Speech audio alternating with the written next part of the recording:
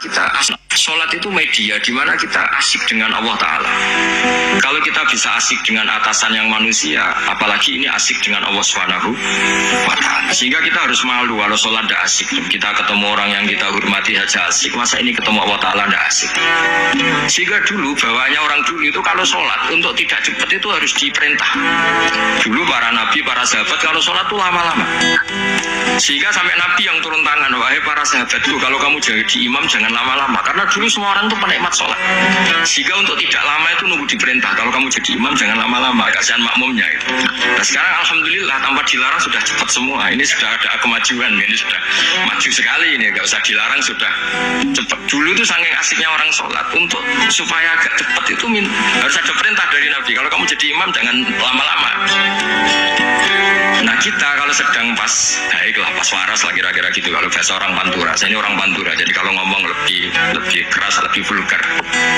Normalnya orang sholat itu tidak bisa ngakhiri. Normalnya, saya ulang lagi, normalnya orang sholat itu tidak bisa ngakhiri karena ketemu zat yang kita cintai. Kita kalau ketemu orang yang kita hormati, yang kita cintai itu tidak bisa ngakhiri. Misalnya mungkin anak muda contohnya ketemu pacar tidak bisa ngakhiri. Kita kangen sama temen, jagung tidak bisa ngakhiri karena asik. Nah ini ketemu Allah yang dipuja-puja, dipuji-puji, kemudian cepat ingin ngakhiri. Jadi ini kita agak aneh. Makanya normalnya orang sholat itu tidak bisa ngakhiri, dan itu normal. Sehingga dulu ketika Sayyidina Umar itu ditikam sama satu benda yang kayak pancing itu. Panah itu kan kayak pancing ya, jadi kalau masuk cepat tapi nariknya susah karena ada grendelnya itu. Itu tiap ditarik sakit. Dan beliau bilang, nanti setelah saya sholat tarik.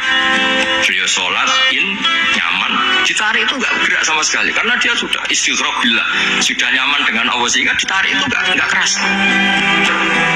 Dulu di daerah sini masih keluarga kita semua. Ada seorang wali jadi imam masjid. Itu di PHK sama takmirnya karena ketika sujud dia asik lama sekali sampai 30 menit, sampai santrinya bilang mbah sampun. Setelah itu rapat dihentikan. Ditanya kenapa mbah sujud begitu? Saya tidak bisa mengakhiri orang nikmati sujud kemudian ingin berhenti. Nah, Sayyid Ali Zainal Abidin yang populer, cucunya Rasulullah SAW, anaknya Sayyid Husain, putranya Sayyid Husain. Itu bapak saya kalau cerita, beliau itu sebelumnya sholat itu hanya ingin 2 rakaat. Setelah sholat 2 rakaat, ya Allah sebagai hadiah nikmat saya sholat 2 rakaat karena asik dengan engkau, saya akan syukur lagi sholat 2 rakaat. Akhirnya ketika nikmati sholat, dia sholat lagi 2 rakaat sampai akhirnya 1000 rakaat. Itu tanpa rasa capek karena merasa keasikan. Masa momen seasik ini kemudian saya tinggalkan, ya Allah. Akhirnya sholat lagi. Sehingga ada seorang wali ditanya, kamu ingin masuk surga? Tanya, di surga ada sholat enggak? Enggak ada kan? Wah kalau enggak ada sholat saya enggak masuk surga. Terus dibilang, ya sholat aja. Terus dia mau masuk surga. Kalau kita kan kebalikan, kita ini masuk surga itu sebenarnya kita ngawur sekali. Ngawurnya adalah duri masuk surga, enggak ada sholat lagi, enggak ada puasa lagi. Jadi ini kan kita ini jadi makhluk yang aneh. Jadi kita ini masuk surga senang karena sudah ada kewajiban apa? Sholat. Jadi ini agak aneh.